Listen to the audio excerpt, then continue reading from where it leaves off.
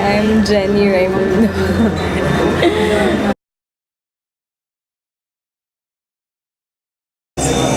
I started about, I think, 5.5 years ago in Belgium. I started with Karsten and Karim in their little shala in Uligan.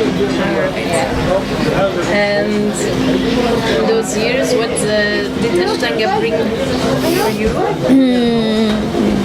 I started Ashtanga, or generally yoga, after a breakup, and because I moved to Belgium for my ex-boyfriend. After a couple of years, it was not working out. But of course, moving to Belgium, do I have to? Moving to Belgium is like, and for someone, for your partner, my life kind of revolved. I let my life revolve around him, and when the breakup happened, I realized that I didn't really have friends of my own, or I didn't make my social circle. And for me, yoga was always something I was interested in, but I never really started to do.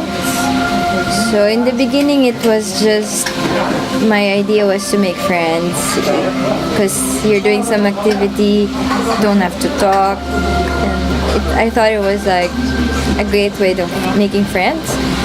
And but then I started to find myself there every day, so maybe it was also became a distraction that I don't have to be alone every night. But like after a while, I knew that it was really Ashtanga that I really like. So I started to look up, and then there was I asked Carson what it was, the very early classes in Antwerp yoga. It's like, what is this? What do I do?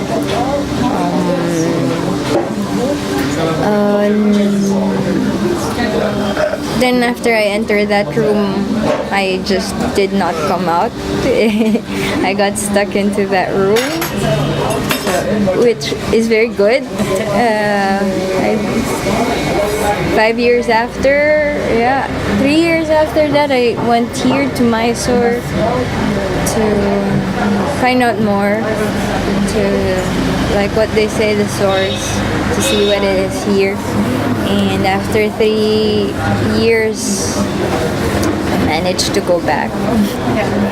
And I think it's also because we started the school. Now I have, it's not just a duty to myself, it's also a duty to the students to give them something, because of course we want to give the best. But for me, it's an everyday journey. It makes me get up in the morning.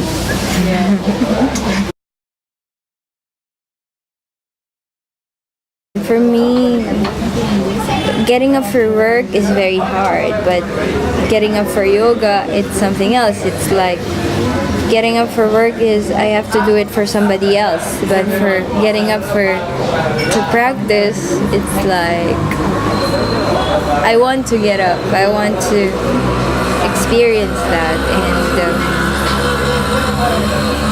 And here I don't have to wake up so early. I have a late shift, but I think it's a great process, because usually when you practice very early, it's like you get the time.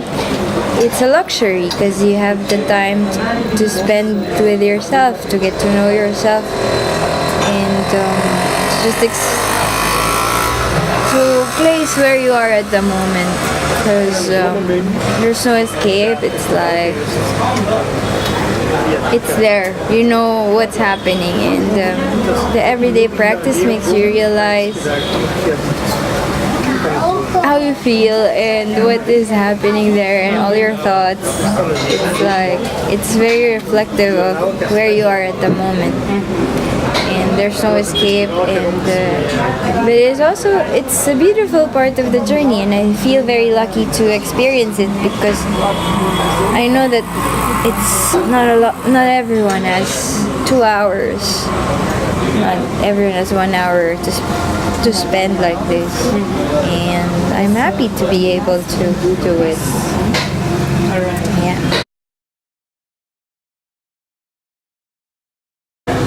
Well, I have a lot of dreams. Maybe it's just for me. I hope that I can, in a way, keep this practice. And I think it's not just the practice, but it's also incorporating it in your life. So I know that here we have our time to just focus on one thing in Ashtanga. So when we get back to families, to friends, it's not just this. You have duties, you have work, and you have other things that can keep you busy. So I hope to just be able to, even with all of the things that are happening, I hope to be able to keep this practice. And also maybe in the future, like Valerie, having a family and bringing them here in Mysore and having kids and being still able to practice. I admire these people, and I think because it's one thing of doing the practice and you're alone without a boyfriend, it's one thing. Having a boyfriend is another thing. Your priorities shift, and the things that you would say no before becomes less important. And I can imagine having another level of having kids, having a family. I can imagine that sometimes it's hard to balance. So for me, I want kids and to be able to balance all of this work, yoga. I think that's the most important thing. Thank you. Thank you.